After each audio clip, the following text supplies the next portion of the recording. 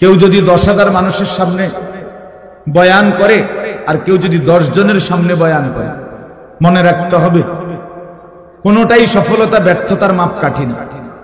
10,000 লোক হইলে সফল, 10 জন হইলে ব্যর্থ, এমন কথা কোরআন সুন্নাহর কোথাও নাই। ইসলামের মধ্যে সংখ্যাগরিষ্ঠতা হিসাব না, কোরআন সুন্নাহ সম্মত হওয়া এটা হিসাব। গণতান্ত্রিক পদ্ধতিতে সংখ্যাগরিষ্ঠতা 51 জন আপনার ভোট দিছে একজনকে, এবারে তারা অর্ধশিক্ষিত হোক অথবা একেবারে অশিক্ষিত হোক, তো 50 জন বুদ্ধিমান বিবেকবান আরেকজনকে ভোট দিছে, এরপরেও 51 জনের ভোট যিনি পাইছেন উনি জিতছে। কারণ এখানে সংখ্যা বেশি, একজন বেশি, একজন বেশি। এখানে যোগ্যতা বিষয় না, এখানে মূল বিষয় হলো ভোট একটা বেশি। এটা হলো এই গণতান্ত্রিক পদ্ধতির একটা ব্যর্থতা। এখানে উপযুক্ত ব্যক্তি নির্বাচনের সুযোগ কম, এখানে ভোট হিসাব, সংখ্যা হিসাব, গরিষ্ঠতা হিসাব। কিন্তু ইসলামের মধ্যে, কোরআন সুন্নাহর মধ্যে এইটা হিসাব। এখানে সফলতা কিংবা ব্যর্থতার জন্য কোরআন সুন্নাহ, ঈমান, ইলম, আমল, তাকওয়া এটা জরুরি, এটাই জরুরি। হযরত বেলাল রাদিয়াল্লাহু তাআলা আনহু তিনি প্রচন্ড কালো ছিলেন, কিন্তু কোরআনুল কারীমে আল্লাহ তাআলা বেলালকে বলছেন সবচেয়ে সম্মানিত আল্লাহর নিকট যে ব্যক্তি তার মধ্যে অন্যতম হযরত বেলাল, অথচ প্রচন্ড কালো। ইন্না আকরামাকুম ইনদাল্লাহি আতকাকুম, কোরআন শরীফের 26 পারায় সূরা হুজরাতের মধ্যে এটা আছে। আল্লাহ বলেন আল্লাহর নিকট সবচেয়ে সম্মানিত ওই ব্যক্তি যে সবচেয়ে বড় মুত্তাকি, তাকওয়াবান, আল্লাহ ভীরু, গুনাহ থেকে পবিত্র থাকে, নেক আমলে অভ্যস্ত থাকে, তারই বলে মুত্তাকি। এক্ষেত্রে সবচেয়ে বড় মুত্তাকি যে সবচেয়ে বেশি আল্লাহ ভীরু, গুনাহ থেকে মুক্ত, আল্লাহর ইবাদতে অভ্যস্ত, সে আল্লাহর নিকট সবচেয়ে দাম। তাফসীরের মধ্যে আছে এই আয়াত নাজিল হয়েছে হযরত বেলালের প্রশংসা, হযরত বেলালের জন্য প্রথম সম্বোধন উনাকে করছেন আল্লাহ, যে বেলাল আমি আল্লাহর নিকট সবচেয়ে দাম। তাহলে কালো নিগ্রু মানুষ তাকওয়ার কারণে, ঈমানের কারণে আল্লাহর কাছে সবচেয়ে দাম। আর এই যে আবু লাহাব, নবী সাল্লাল্লাহু আলাইহি সাল্লামের চাচা, এই বেটার মূল নাম হলো আব্দুল উজ্জা। এই আবু লাহাব তার মূল নাম না, তার নাম হলো আব্দুল উজ্জা, উজ্জার গোলাম। উজ্জা একটা মূর্তির নাম, দেবতা, ওই কুরাইশদের ছিল। কিন্তু সে এত বেশি সুন্দর ছিল, একেবারে টকটকা লাল সুন্দর, বেশি সুন্দর ছিল। এই জন্য লোকেরা তাকে বলতো আবু লাহাব, একেবারে লালের বাপ, সুন্দরের বাপ, সুন্দরের আব্বা। কিন্তু সে হলো চিরনিকৃষ্ট জাহান্নামী। তাহলে চেহারায় তো সবচেয়ে সুন্দর, কিন্তু পরিণতি তো জাহান্নামী, নিকৃষ্ট। চেহারায় তো একদম কালো বেলাল, কিন্তু পরিণতি তো আল্লাহর কাছে সর্বোচ্চ দাম। তাহলে কি বোঝা গেল? এখানে বাহ্যিক এটা বিষয় না, ঈমান, ইলম, তাকওয়া এটা মূল বিষয়। তা আমার আপনাদের কাছে বলার উদ্দেশ্য হলো সব সময় এটা মনে রাখবেন, আল্লাহর কথা, কোরআন সুন্নাহর কথার প্রতি মনোযোগী হবেন। তিনি যেই বলেন, আপনার মসজিদের ইমাম, ওনারে কেউ না চিনে, শুধু আপনারা কয়েকজনে চিনেন, আলহামদুলিল্লাহ, ওনার কথাই মনোযোগ দিয়ে শোনেন। উনি মুরব্বী, বয়স্ক আলেম, তো ওনার কথাই মনোযোগ দিয়ে শোনেন। উলামায়ে কেরাম তার পরিচিত কম হোক, আপনি তার কথা শুনেন, আল্লাহর কথা, তাইলে বোঝা যাবে আপনি আসলে আল্লাহর কোরআনের প্রতি আগ্রহী। আর নাই তো ওনারে এখন সবাই চিনে, উনি আইলে আমি যাব, উনি ওয়াজ করলে আমি শুনব, তাইলে তো এটা ব্যক্তির মোহ হইল, নির্ধারিত ব্যক্তির মোহ হইল। আল্লাহর কোরআনের প্রতি আমি ফিরলাম কোথায়? এই জন্য এটা খেয়াল করা, নিজ মহল্লার উলামায়ে কেরাম, নিজ মসজিদের ইমাম সাহেবের বয়ান, উলামায়ে কেরামের প্রত্যেকের নসিহত দিল দিয়ে শোনা উচিত। দুই লাইনের কথার মধ্যে হয়তো আমার জিন্দেগির বহুত বড় খোরাক আছে, সবক আছে। এক শব্দের মধ্যে ইসলামের ইতিহাসে আমরা কিতাবে পড়ছি, এমন বহু ব্যক্তি ছিল যারা নবী সাল্লাল্লাহু আলাইহি সাল্লামের হাদিস এক লাইন শুই না অন্ধকার জীবন ছেড়ে আলোর পথে চলে আসে। আল্লাহর কোরআনের একটি আয়াত শুনে এমন অসংখ্য মনীষীর জীবনে আছে যারা জীবন বদলায় ফেলছে, জীবন বদলায় ফেলছে। একজন বিখ্যাত মুহাদ্দিস আলেম ছিলেন মুহাম্মদ ইবনে মাসলামা আল কানাবি রাহমাতুল্লাহি আলাইহি, অনেক বড় মুহাদ্দিস। তো উনি বাজারের মধ্যে সন্ত্রাসী, বাজারে সাদাবাজি করতেন, উগ্র ছিল, বখাটে ছিলেন, বন্ধু বান্ধব নিয়ে নেশা করতেন, আড্ডা দিতেন এবং বাজারে উশৃঙ্খল আচরণ করতেন। একদিন ওই বাজারের পাশ দিয়ে একজন বড় মুহাদ্দিস আলেম যাইতেছিলেন, ইনি তারে টিটকারি করে বলছে, এই হুজুর খারাপ, চাই আপনি কি হাদিস জানেন বলেন দেখি, একটা হাদিস বলেন। তো এইটা বলাতে ওই আলেম ইমাম শুবা রাহমাতুল্লাহি আলাইহি উনি নিয়ত করলেন মনে মনে যে আল্লাহ, তোমার বান্দাকে দেখেই বোঝা যাইতেছে উশৃঙ্খল, বখাটে, কিন্তু শুনতে তো চাইছে আপনার বন্ধুর হাদিস, টিটকারি করে মস্কারি করেই বলুক, হাদিস তো শুনতে চাইছে, আমি একটা হাদিস বলি, আপনি বরকত দিয়েন। এই কথা বলে বলছে, যুবক শোনো, নবী সাল্লাল্লাহু আলাইহি ওয়াসাল্লাম বলছেন, ইযা লাম তাস্তাহি ফাসনা মা শি'তা, যখন কারো লজ্জা নাই, শরম নাই, তো এবার তুমি যা ইচ্ছা তাই করো। যার হায়া নাই, যার শরম নাই, সে যা ইচ্ছা তাই করো। নবী সাল্লাল্লাহু আলাইহি ওয়াসাল্লাম বললেন, আমি জানি না, যা তোর যা মন চায় তাই কর, যেহেতু তোমার কোনো লজ্জাই নেই, হায়াই নেই, শরমই নেই। এইটা রাসূলুল্লাহ সাল্লাল্লাহু আলাইহি ওয়াসাল্লামের হাদিস। এই কথা বলে তিনি চলে গেলেন। এই যুবক মুহাম্মদ ইবনে মাসলামা ওইখানেই বসে রইলেন। তো সাথের বন্ধুরা বললেন, ওস্তাদ উঠতেন না, চলেন। বুঝছে না, তোমরা কি বুঝছো বন্ধু, এই হাদিস তো নবী সাল্লাল্লাহু আলাইহি সাল্লাম আমার জন্য বলছেন, আমি তো লজ্জা নাই, শরম নাই, যার ফলে যা মন চায় তাই করি,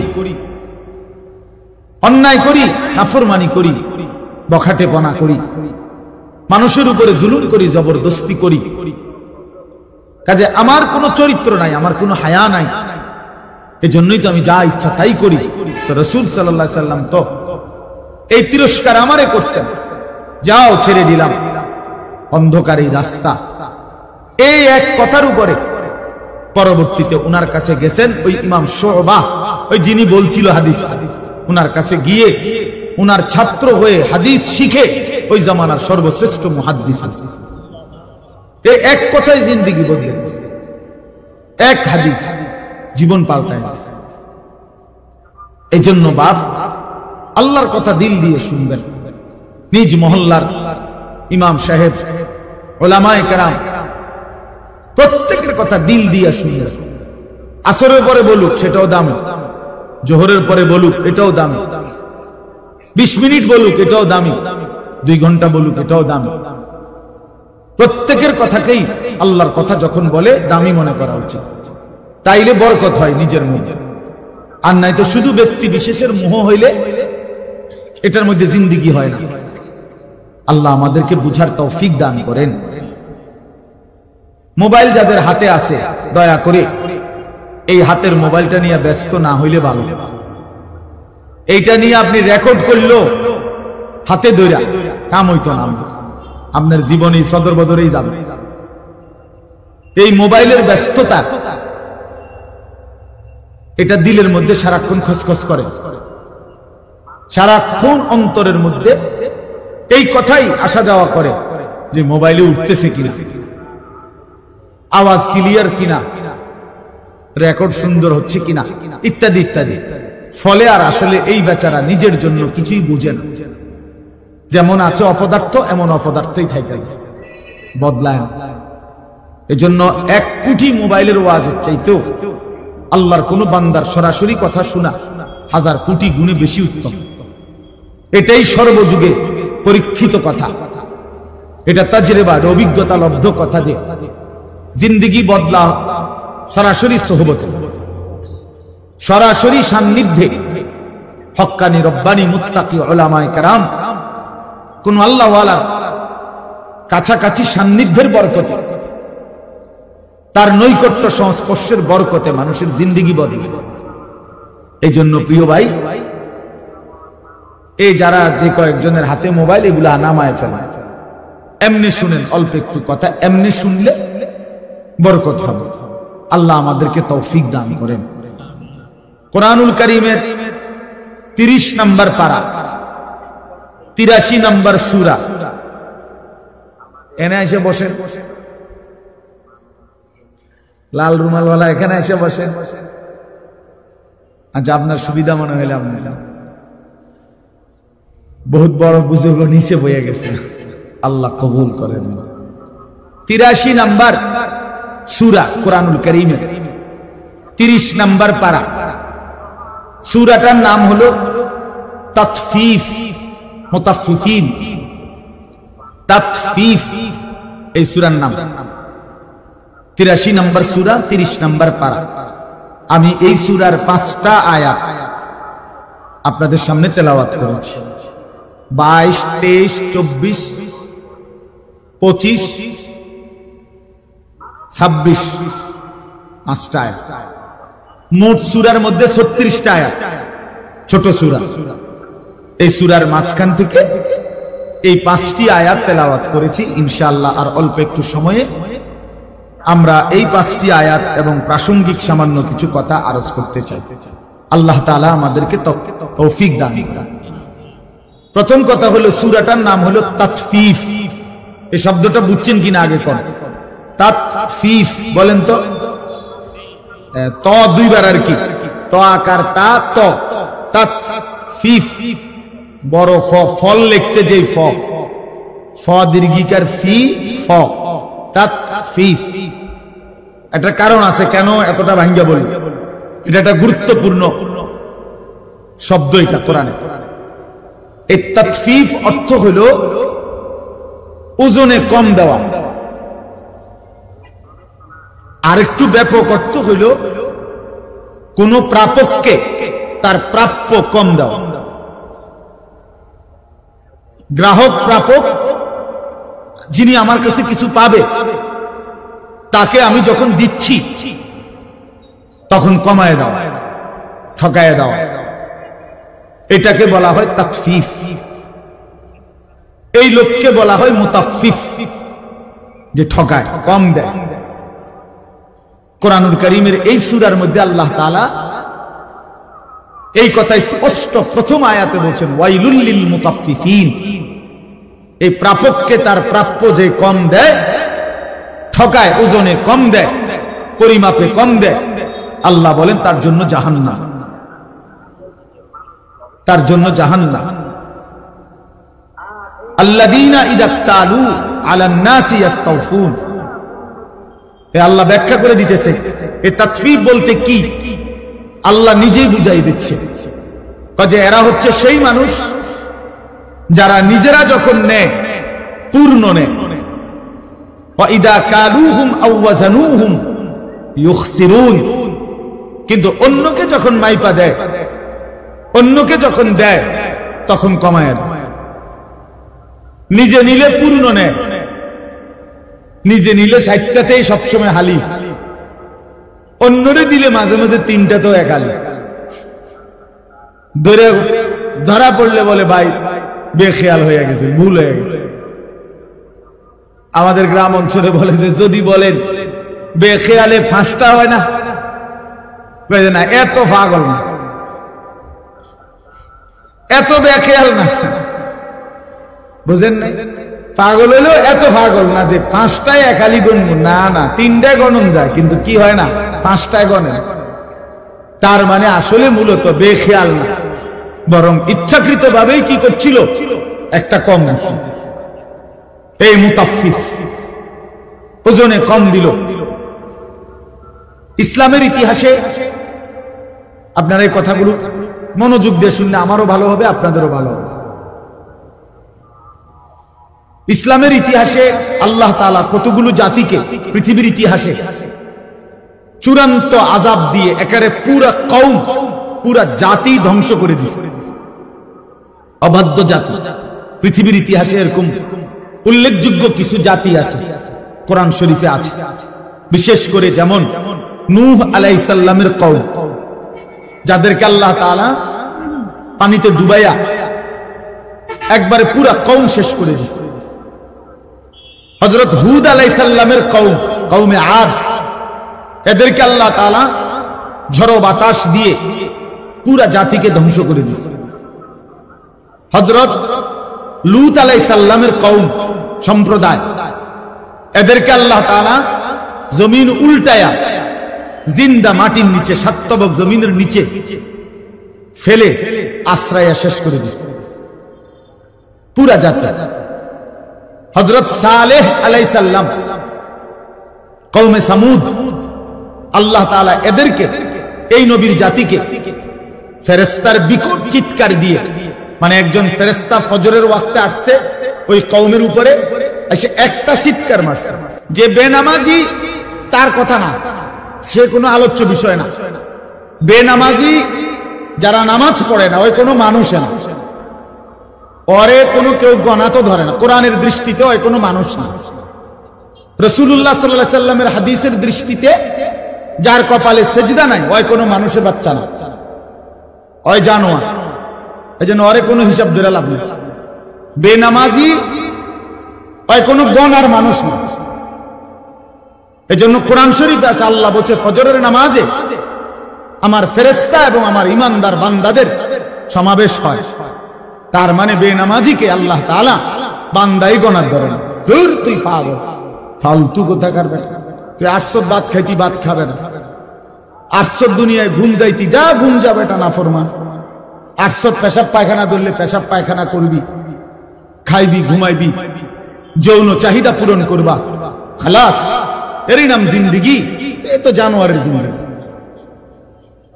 এক জানোয়ারও গরু, ছাগল, কুকুর, বিড়ালও খায়, ঘুমায়, পেশাব পায়খানা করে, যৌন চাহিদা পূরণ করে।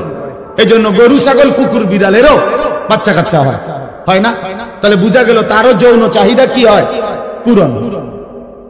তাহলে এই জন্য নামাজবিহীন জিন্দেগি মানুষের জিন্দেগি না, বেনামাজি মানুষ না। বেনামাজি চতুষ্পদ জন্তু, শুধু দুইটা ঠ্যাং কম, এতটুকুই তফাৎ। মূলত যার কপালে সেজদা নাই সে শয়তান, যার কপালে সেজদা নাই সে রাজিম, অভিশপ্ত। যার কপালে সেজদা নাই তার উপরে কিয়ামত পর্যন্ত আল্লাহর লানত। তিনটাই কোরআন শরীফ থেকে বলছে। আল্লাহ তাআলা ইবলিসকে তিনটা কথা বলছে। ইবলিস, তুই আমারে সেজদা দিলি না, আজকের থেকে তুই শয়তান।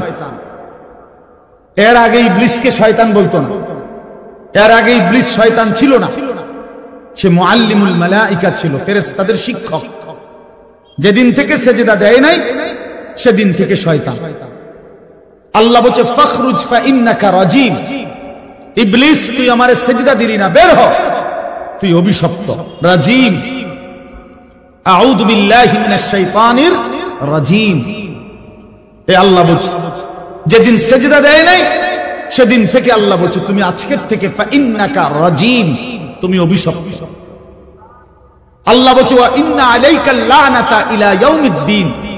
ইবলিস, তুই আমারে সেজদা দিলি না, আজকের থেকে নিয়ে কিয়ামত পর্যন্ত তোর উপরে আমি আল্লাহর লানত। এজন্য সেজদাবিহীন নাফরমানের উপরে আল্লাহর লানত। কতক্ষণ? প্রতিদিন 2 ঘন্টা।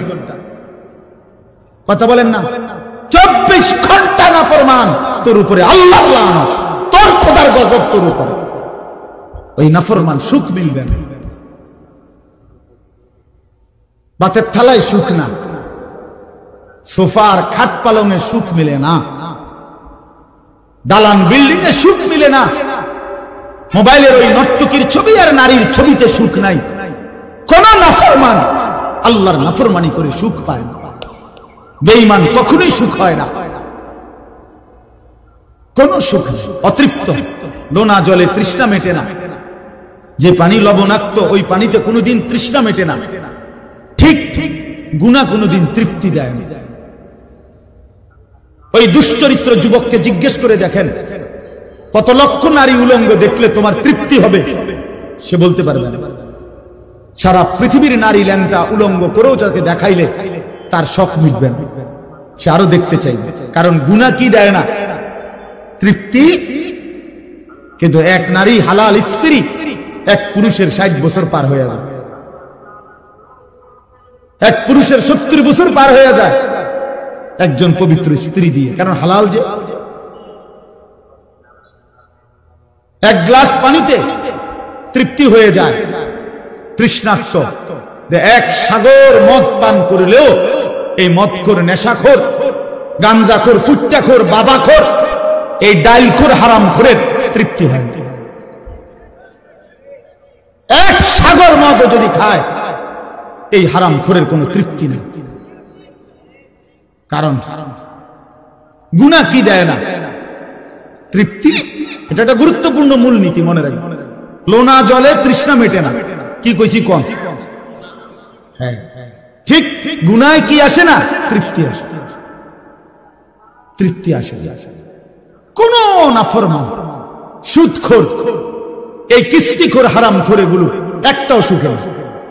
দুনিয়া তারে রাক্ষসের মতো কামড়াইয়া খায়, তার সারাক্ষণ শুধু অস্থিরতাই থেকে যায়, থেকে যায়। দুনিয়া দুনিয়া লা ইয়ামলা আফাহু ইল্লা তুরাব।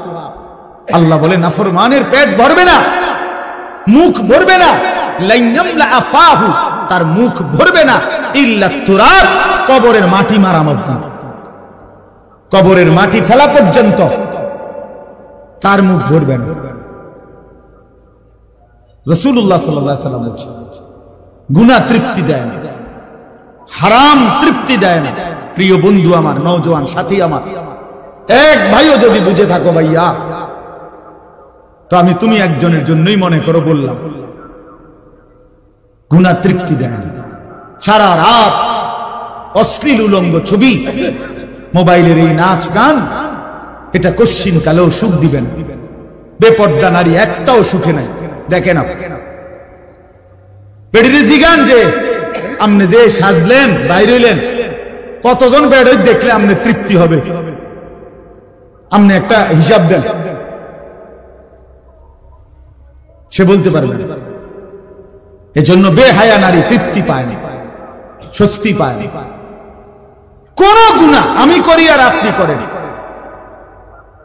কোন গুনাহ কাউকে সুখ দেয় না, গুনাহ কাউকে তৃপ্তি দেয় না। বাস এটা বুঝা উচিত।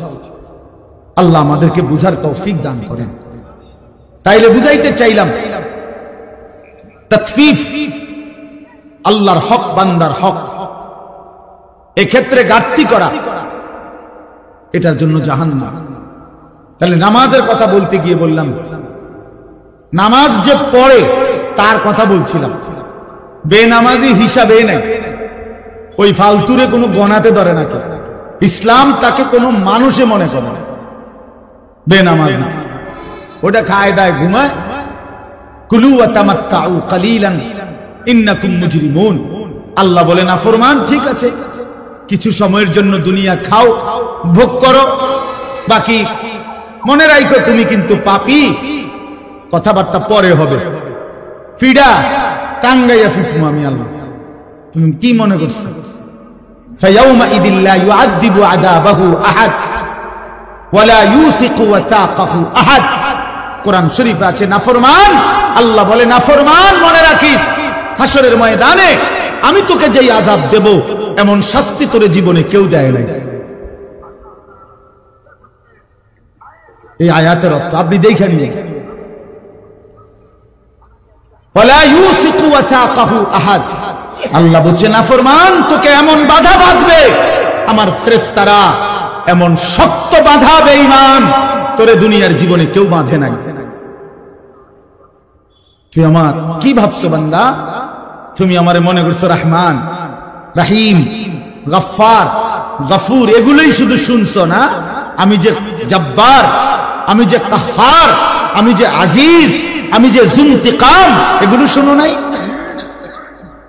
আমার যে আরো নাম আছে এটি শুনো নাই? আমি যে কঠিন শাস্তিদাতা, আমি যে চূড়ান্ত প্রতিশোধ গ্রহণকারী, আমি যে খুব দ্রুত হিসাবকারী, এগুলো শোনো নাই? আমি যে প্রবল প্রতাপান্বিত, এটা শোনো নাই? এটা জরুরি, এটা বুঝা জরুরি। মহান আল্লাহ পাক রব্বুল আলামিনের কথা। বান্দা তুমি ভুল কইরো না, দুনিয়া খাও, আমি বাধা দেব না। দুনিয়া আমি নাফরমান পাপী, আমি চতুষ্পদ জন্তু জানোয়ারকেও দুনিয়া খাইতে দেই। ভাইয়া একটু কদ্দুর আগায় বসেন, অল্প একটু, একটু আগায় বসেন, একটু। ওই ছেলেরা বসুন, অল্প একটু কষ্ট করছেন আপনারা এতক্ষণ, এখন হেরা আইস। আলহামদুলিল্লাহ, আল্লাহ সবাই কবুল করেন। বা আসেন, সবাই আগায় আসেন, তাকাইবেন না, আপনি আগাইলে হইতো আপনি কীর্তেন পিছনে মনে করেন কেউ বসছেন, আপনার কইছি আর কি, আপনি আসেন, আগায় আসেন। মাশাআল্লাহ। তাইলে বাপ, এখানে উদ্দেশ্য হইল আমার বলা, নামাজ যে আদায় করে এই ব্যক্তি তাতফিফ যদি করে, তো আল্লাহর হকের মধ্যে যদি কমতি করে, তার জন্য জাহান্নাম। তার মানে কি?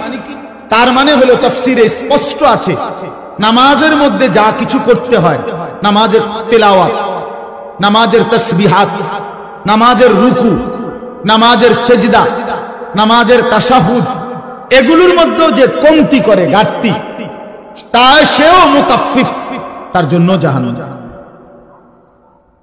বুঝছেন নি আমার কথাটা? রুকু দেয় দিয়া একটু মাথা আলগি দিয়ে নিচের দিকে যায়, এমন ভদ্রলোক দেখছেন কোনদিন? আমি দেখছি।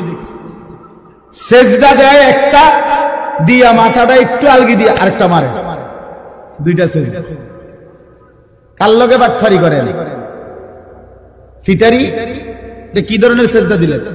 মস্কারি করেন?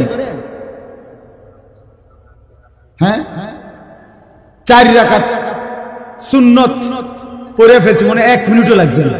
যে কি মেশিন লাগাইলেন? কি মেশিন এটা? জাপানি মেশিন, চায়না তো সম্ভব না এত তাড়াতাড়ি। যে কি মেশিন লাগাইলেন বলেন? আশ্চর্য। 100 দানার তাসবিহ 1 মিনিটে শেষ, উড়ে এলো মেশিন। সুবহানাল্লাহ,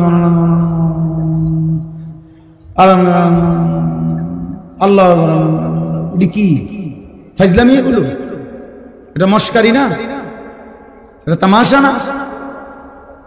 রাসূলুল্লাহ সাল্লাল্লাহু আলাইহি ওয়াসাল্লাম এভাবে তাসবিহ করতেন। আম্মা জান আয়েশা রাদিয়াল্লাহু তাআলা আনহা বলেন, রাত গভীরে নবী সাল্লাল্লাহু আলাইহি ওয়াসাল্লাম এত লম্বা সিজদা দিতেন, মাঝে মাঝে আমি ভাবতাম নবী সাল্লাল্লাহু আলাইহি ওয়াসাল্লামের ইন্তেকাল হলো কিনা সিজদা অবস্থায়। এজন্য পায়ের পিছনে আঙ্গুলের মধ্যে আমি আঙ্গুল লাগাইয়া স্পর্শ করতাম তিনি জীবিত আছেন কিনা। আপনি এত লম্বা সিজদা না দেন, কিন্তু সুন্নাত মোতাবেক যতটুকু সিজদা এটুকুও দিবেন না। 2 সিজদার মাঝখানে সোজা হইয়া বসা, এটা তো ওয়াজিব। রুকু থেকে সোজা হয়ে দাঁড়ানো, এটা তো ওয়াজিব, এটা ছেড়ে দিলে। আর তাসবিহ এবং নামাজ এত দ্রুত কেমনে শেষ করলেন? আল্লাহর নবী সাল্লাল্লাহু আলাইহি সাল্লামের হাদিস আমি নিজে পড়াইছি। বাপ, নবী সাল্লাল্লাহু আলাইহি সাল্লাম বলেছে, তিলকা সালাতুল মুনাফিক, তিলকা সালাতুল মুনাফিক, তিলকা সালাতুল মুনাফিক। 3 বার বলছে একটা কথা। ওই নামাজ মুনাফিকের নামাজ, ওই নামাজ মুনাফিকের নামাজ, ওই নামাজ মুনাফিকের নামাজ। কামা ফানাক্কারা আরবাআন লা ইয়াযকুরুনাল্লাহা ইল্লা কালীলা।